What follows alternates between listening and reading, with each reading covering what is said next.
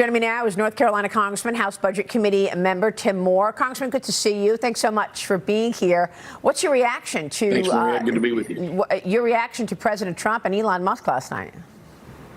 Well, I think the president nailed it exactly correct. I mean, can you imagine one of the smartest individuals in our country's history, very successful, done so much for space exploration, for electric vehicles, and he's volunteering his time to come in and help the government improve efficiencies. Can you name a CEO of a corporation from large to small that would not, just be thrilled to have someone of this caliber come in and offer to assist?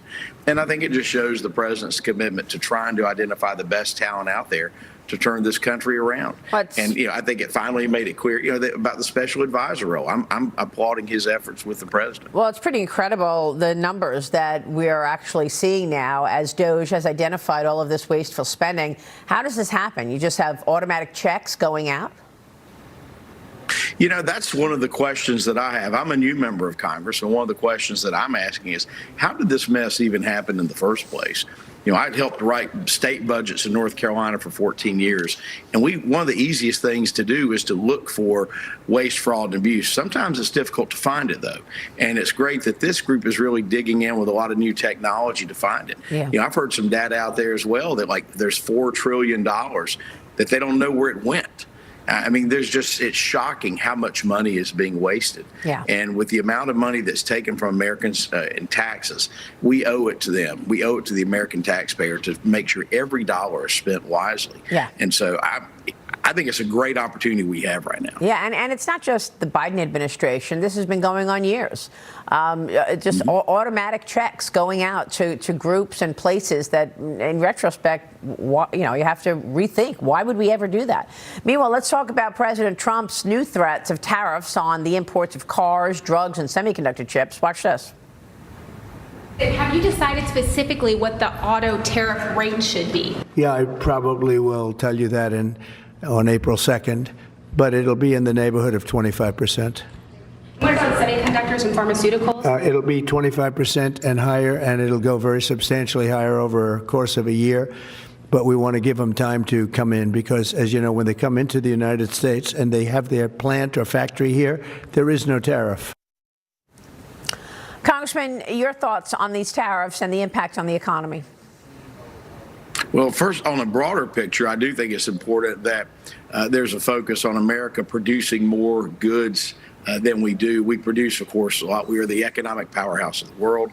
But there's a lot of things that we've moved offshore and that we rely on other countries. Your previous segment talked, for example, about semiconductors. We need to make sure we're expanding as much domestic production as we can, because from a national security standpoint, you don't want to be in a position where your enemies particularly can hold you hostage. But I think the tariffs are a way to signal that the United States is tired of being dealt with unfair trade policies.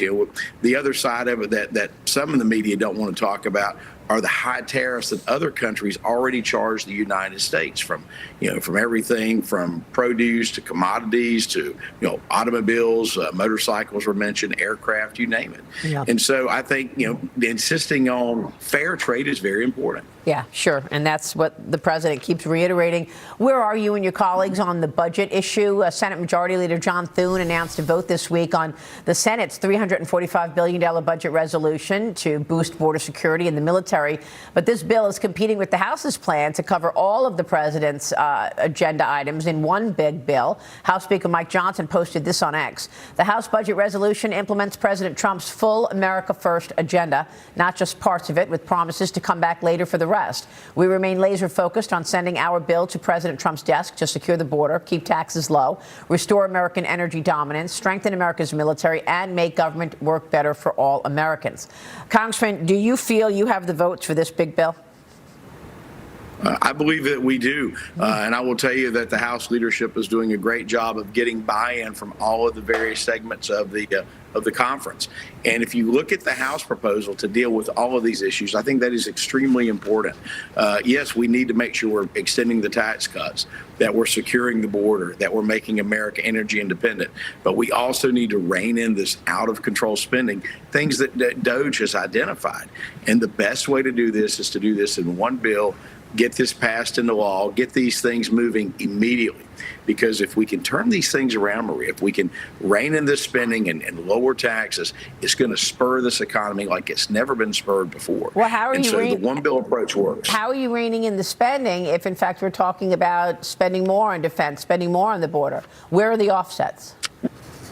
Right. Well, there have been figures thrown around up to $2 trillion that can be identified in waste, fraud, and abuse. And so there's been a very careful look to make sure that we're not, hurting people who need help. But look, when we are sending payments for, you name it, for Medicare or anything else outside the country, when we're paying for coverage for people who are in the country illegally, that is wrong.